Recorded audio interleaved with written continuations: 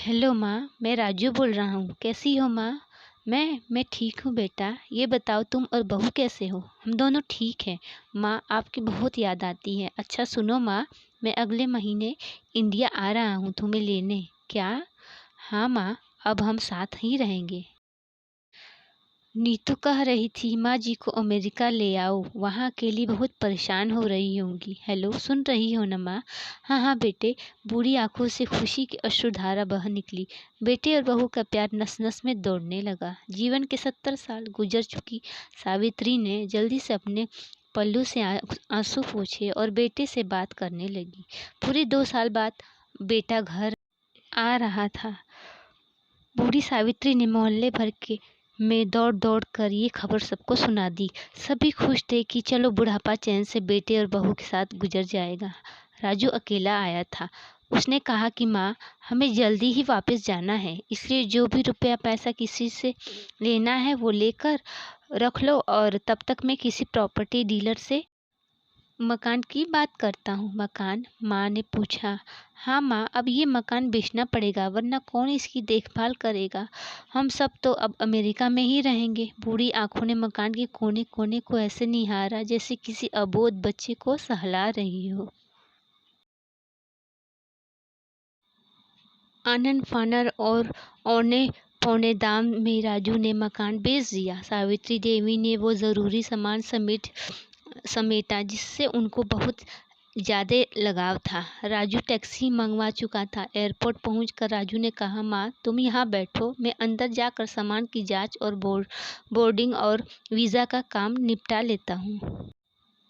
ठीक है बेटा। सावित्री देवी वही पास की बेंच पर बैठ गई। काफ़ी समय बीत चुका था। बाहर बैठी सावित्री देवी बार बार उस दरवाजे की तरफ देख रही थी जिसमें राजू गया था, लेकिन अभी तक बाहर नहीं आया।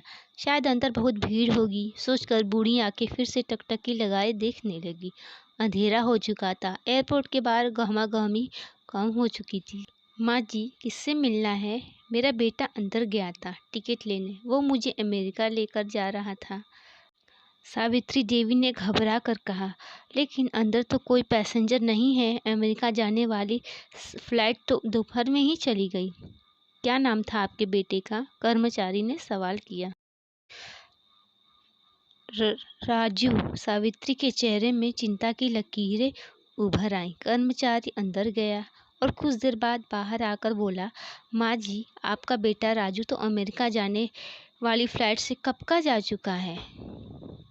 क्या? वृद्धा की आंखों से आंसू का सैलाब फूट पड़ा। बूढ़ी माँ का रोम रोम कांप उठा। किसी तरह वापस घर पहुंची, जो बिक चुका था। रात में घर के बाहर चबूतरे पर ही सो गई। सुबह हुई तो दयालु मकान मालिक ने एक कमरा रहने को दे दिया।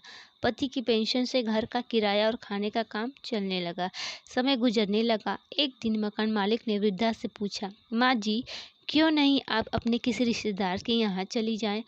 अब आपकी उम्र भी बहुत हो गई है, अकेली कब तक रहेंगी? हाँ, चली तो जाऊं, लेकिन कल को मेरा बेटा आया तो यहाँ फिर उसका कौन ख्याल रखेगा? आंखों से आंसू आने लग गए। फ्रेंड्स, ये स्टोरी अगर पसंद आए तो चैनल को लाइक, शेयर और सब्सक्राइब करें, और बेल आइकन ऑल को दबाना ना भूलें।